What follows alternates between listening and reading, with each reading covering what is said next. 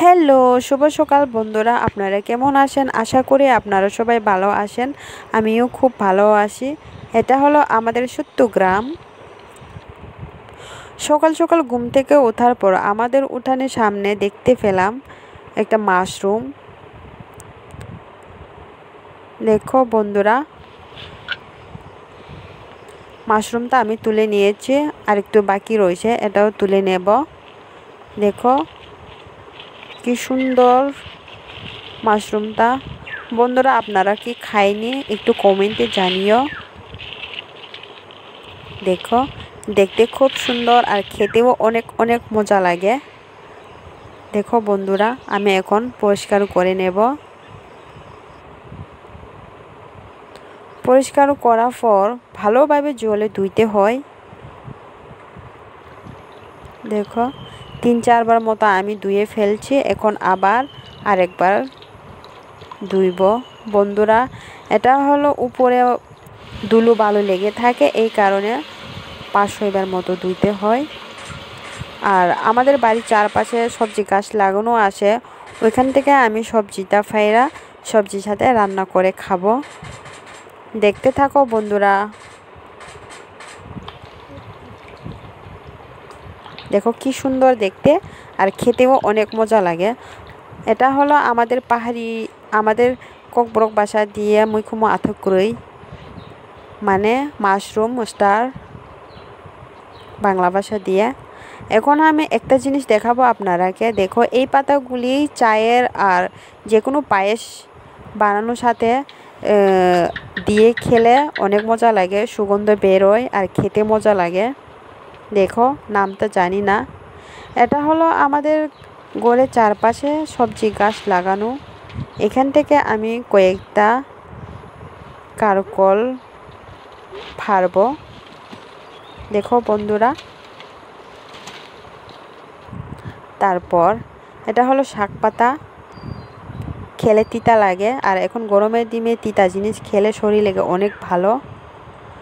দেখো আমাদের সবজি গাছগুলি। এখন আমি কয়েকটা ডাঁটা তুলে নেব। এটা হলো মাশরুমের সাথে রান্না করার জন্য আমি তুলছি। দেখো বন্ধুরা, একদম তাজা তাজা সবজি, অর্গানিক, কোনো ওষুধ ছাড়া সবজি। এগুলি আমাদের বাড়ির চারপাশে লাগানো গাছ। আমরা হলো বাজার থেকে সবজি অনেক কম কিনে খাই, আমাদের বাড়ির চারপাশে লাগিয়ে খায়। আমার মা লাগায় এই গাছগুলি। এখন আমি বেগুন ফাড়ব। বন্ধুরা, আপনারা দেখতে থাকেন আমি কিভাবে রান্না করে। দেখো, আমি সব সবজিগুলি কেটে ফেলছি আর পরিষ্কার করে ধুয়ে নিয়েছি। দেখো, কলা গাছও একটু কুচি কুচি করে রেখে দিয়েছে। দেখো বন্ধুরা, এখন মশলা করা পালা। মশলাটা অনেক কম খাই আমরা, আর তেলও অনেক কম খাই। দেখো বন্ধুরা, এখানে আমি পেঁয়াজ একটু কুচি কুচি করে কেটে রেখেছি, আর রসুন আর কাঁচামরিচ। আর দেখো মাশরুম, এটা হলো কলা গাছ কুচি কুচি করে কাটা। তারপর এটা সবজিগুলি। এখন আমি তেলের একটু লবণ দিব, কারণ যাতে তেলটা না ফুটে। পেঁয়াজ দেব। পেঁয়াজটা একটু লাল লাল হলে রসুন আর কাঁচামরিচ দেব, এতটুকুই। আর এটার থেকে আমি আর মশলা দেব না, কারণ আমরা মশলা অনেক কম খাই। দেখো বন্ধুরা, আপনারা কিভাবে রান্না করে, আমি হলে ওইভাবে রান্না করে। দেখো, মশলা জাতীয় জিনিস আমরা অনেক কম খাই। বেশিরভাগ আমরা সিদ্ধ তরকারি খাই। দেখো, এখন আমি একটু হলুদ দেব আর লবণ দিব আর শীতল দেব। শীতল হলো আমাদের পাহাড়ি ট্রাইবেলে অনেক ফেভারিট। সব তরকারিতে আমরা শীতল ছাড়া খাইনি, শুধু মাছ মাংস বাদে। এটা হলো কলা গাছ, ভালো করে ধুয়ে কুচি কুচি করে রেখেছে। এটার সাথে আমি রান্না করব মাশরুমটা। এটা একটু ভাজি ভাজি হয়ে গেলে তারপরে আমি সবজি কাটারগুলি দিয়ে দেব, আবার লাস্টের দিকে মাশরুমটা দিয়ে দেব। দেখো বন্ধুরা, এখন আমি সবজিটা দিয়ে দেব। এখানে ডাঁটা, আলু, কারকল আর বেগুন, লবণ দেব, একটু হলুদ দেব, তারপর কয়েকটা শীতল দেব। এটা হলো শীতল।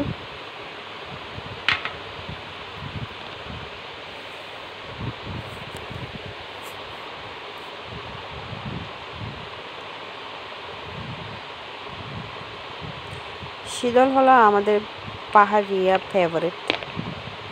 শীতল ছাড়া কোনো তরকারি হয় না। আমরা ভালো করে ধুয়ে নিচ্ছি, এখন তরকারিতে দিয়ে দেব। একটু লাড়া দিয়ে ঢাকনাতে দিয়ে দেব, 5 মিনিট মতো থাকবো। দেখো বন্ধুরা, কোনো মশলা জিনিস দেই না। দেখো, এখন ঢাকনাতে দিয়ে দেব। 5 মিনিট পরে আবার দেখো হয়ে গেছে। এখন জল দেব,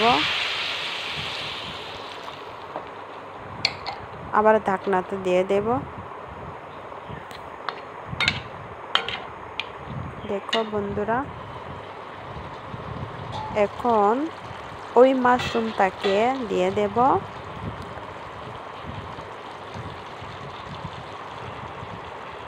মাশরুমটা লাস্টে দিতে হয়, কারণ ফার্স্টে দিলে মাশরুমটা অনেক গলে যায়, এই কারণে লাস্টে দিতে হয়। বেগুন আর মাশরুম আর ঢেঁড়স আমি দিয়ে দিচ্ছি।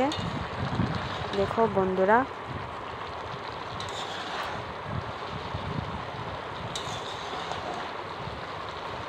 আজকে তা আমি পেট ভরে ভাত খাবো, খেতে অনেক অনেক মজা লাগবো। আমার তো খুব খেতে ইচ্ছে হতেছে। দেখো বন্ধুরা, হয়ে গেছে। এখন আমি একটু তেঁতুল দিয়ে দেব। তেলের তরকারির মধ্যে আমরা একটু তেঁতুল দেই, কারণ চুকা চুকা খেতে আমার অনেক ভালো লাগে। হয়ে গেছে।